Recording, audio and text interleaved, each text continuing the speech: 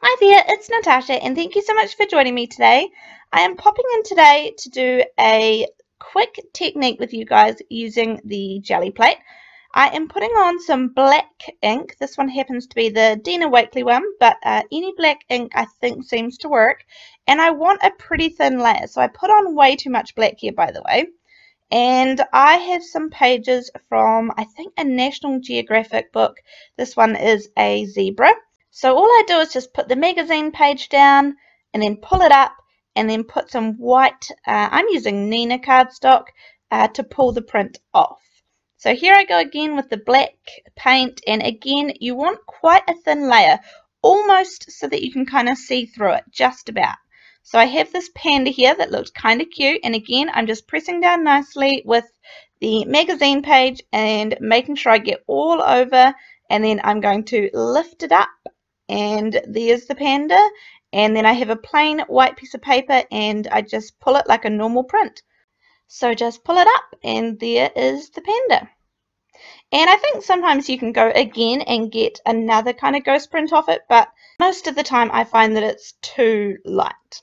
So I'm adding a bit more black again. This is going to be my final print that I'm showing you, and this is what I will turn into a card.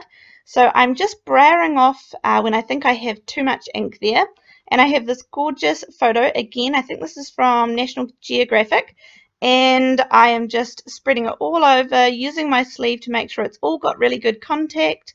And then pulling it off and putting down a piece of Nina Solar White cardstock. So give it a good rub with my sleeve again and then pull it up. And this is definitely my favorite print. I love this print. I think perhaps I grew up on a farm and we still have our family farm. So I really do like that one. But anyhow, I'll come back to it in a minute. And I did just want to show you very quickly that if you just have words that you want to do as well, this can create a really cool background. So there's no picture on it, just words. And so I'm flattening it all out just like all the other prints. And you can just barely see the print there. So if I put down my white piece of paper and I pull it up, you can see that it kind of gets a really cool background piece there. And what you can do from then is with your prints, I'm going to use some of the green dilutions paint, but you can use any kind of acrylic paint is fine. So I'm just going to use a little palette knife to pop it on my gel plate and then brayer it out. And I mean, this is where you can add stencils and lots of different colors and all those sorts of things.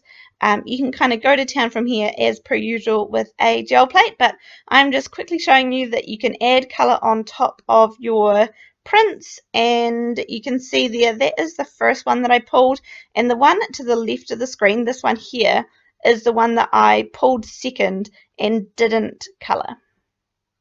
So I'm just running through the prints that I quickly did now, so you can see that they turned out pretty good. This technique definitely works better with some gel plates better than others, and I have found that the brand, the jelly plate brand, works the best for me, but you can experiment and see how you go.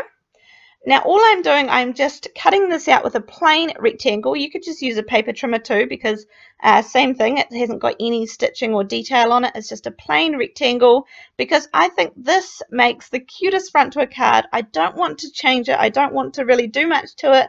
So I'm just making this the main focal point, and it's going to go straight on a 110-pound Nina Solar White card base. Then I'm using my favorite banner dies and just putting a little happy birthday. I've got two sizes of the banner dies, and I'm actually going to layer them up one on top of the other just for a tiny bit of detail. I'm using Alina's foam tape, which is really great foam tape that I'm enjoying using at the moment, and I will pop the sentiment down the bottom right of the card, and that will pretty much finish it off. I hope you guys enjoyed this card today. Let me know if you've given this technique a go and what you've had success with. And yeah, I would love to see if you are a part of our Facebook group. Please post some photos of what you've created using this technique. We would all love to see them. But apart from that, I appreciate you guys being here and watching my videos, and I will see you in the next one. Thanks. Bye.